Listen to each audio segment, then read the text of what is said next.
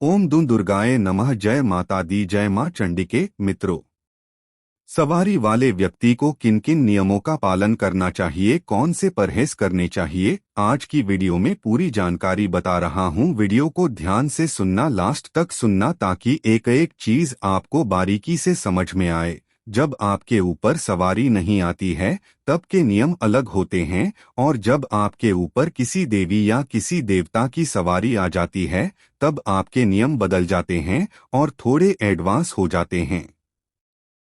उस टाइम पर आपको बहुत सोच समझकर अपनी पूजा करनी होती है, नियम करने होते हैं, वरना वो शक्ति जो है वो रुष्ट भी हो जाती है और वो शक्ति नाराज होकर वापस भी चली जाती है। इसलिए काफी लोग ये कहते हैं कि गुरुजी पहले तो सवारी आती थी पर अब नहीं आ रही है, पहले तो काम होते थे पर अब नहीं हो रहे हैं, पहले तो दर्शन होते थे पर अब नहीं हो रहे। तो अगर आपके साथ ऐसा होता है, या आप गद्दी लगाना चाहते हैं, दरबार लगाना चाहते हैं, या सवारी प्राप्त करना चाहते हैं, तो यह वीडियो आपके लिए है। इस वीडियो को लास्ट तक सुनोगे तभी समझ में आएगा।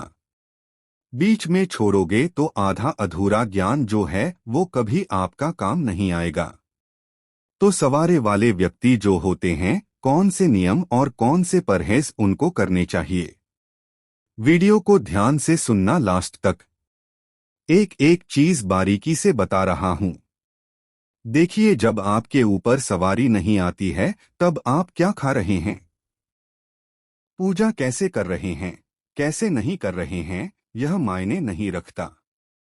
पर आपकी भाव को देखकर आपकी पूजा का कोई ऐसा समय जिस समय से वो शक्ति प्रसन्न हो गई हो, या आपका दिया गया कोई ऐसा भोग जिससे वो शक्ति प्रसन्न हो गई हो, या किसी दरबार आप गए उनके और वहां से वो शक्ति आपके साथ आ गई हो और आपके घर पे वो सवारी रूप में आना शुरू हो गई हो। जब आपके ऊपर वो शक्ति सवारी रूप में आना शुरू कर देती है तब आपकी पूजा ऐसी नहीं होती कि कभी कर ली कभी नहीं करी, भोग कभी दे दिया कभी नहीं दिया, या उनका भाव कभी आया कभी नहीं आया, या समय है या नहीं है। तब आपको कुछ ऐसे नियमों का पालन करना होता है, क्योंकि वो शक्ति प्रसन्न होकर आपके पास आई है। कई बार यह शक्ति लोक कल्याण आपसे कराना चाहती है, कई बार यह शक्ति प्रसन्न होकर आपके घर के कल्याण के लिए आपके पास आती है और आपके समस्त परेशानियों का जो है वो निदान करती है। तो ऐसे में वह शक्ति जो आपके पास आई है उसका सम्मान रखने के लिए, उसका सम्मान करते हुए आपको उसकी सेवा करनी चाहिए।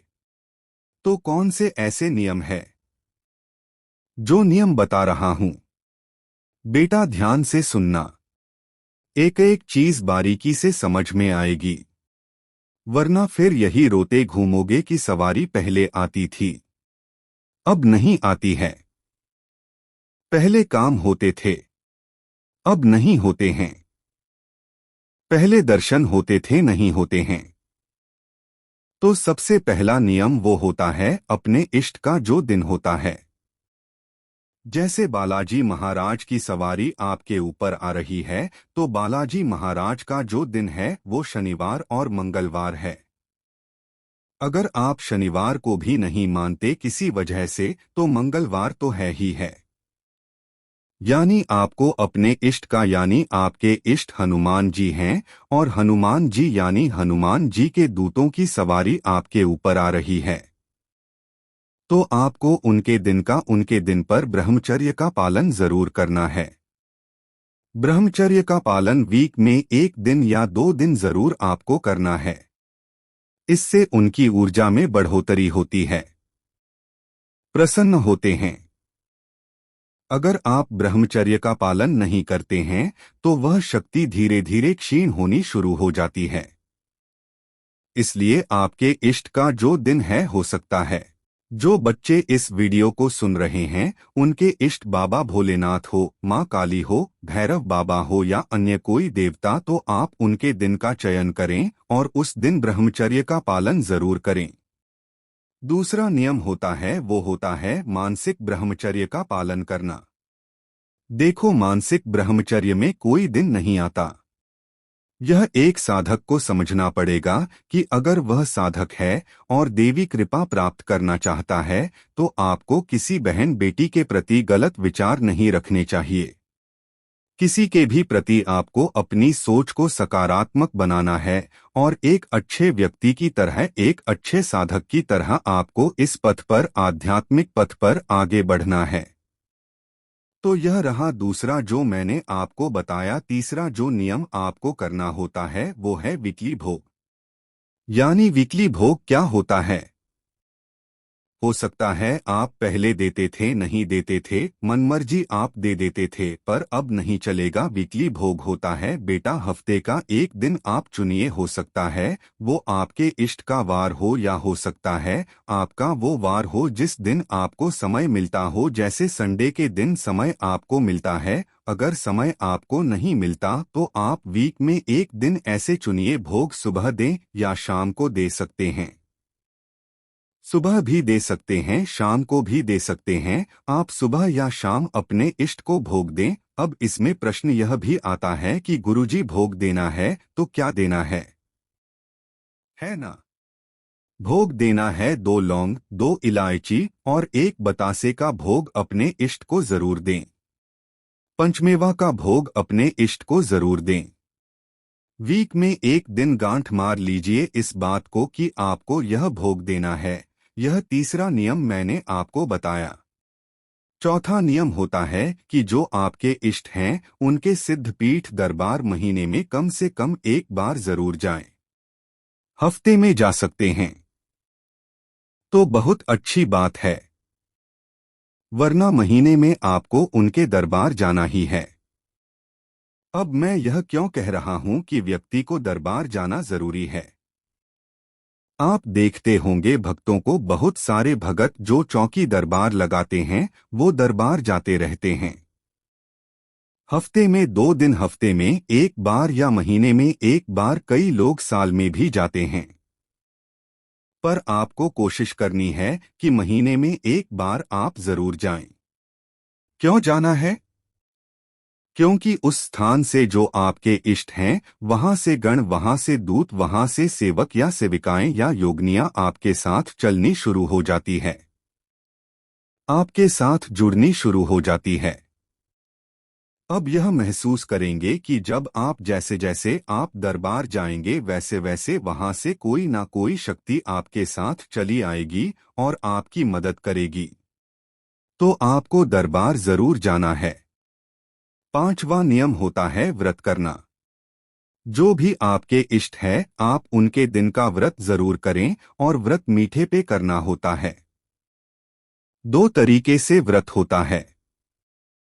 एक होता है मीठा भोजन यानी फलाहार के साथ मीठा भोजन। एक होता है एक समय भोजन जो नॉर्मल भोजन आप करते हैं, सब्जी रोटी जो भी शाम को। तो आप अगर मीठा भोजन पे व्रत करते हैं, चाहे सोमवार का करें, चाहे मंगलवार का, बुधवार का, किसी भी दिन करें या शनिवार का, तो आप शाम को मीठे चावल के खीर या रोटी या दही, मीठी दही मिट्टी के साथ पराठा, इस प्रकार से बिना नमक का यह खाएं।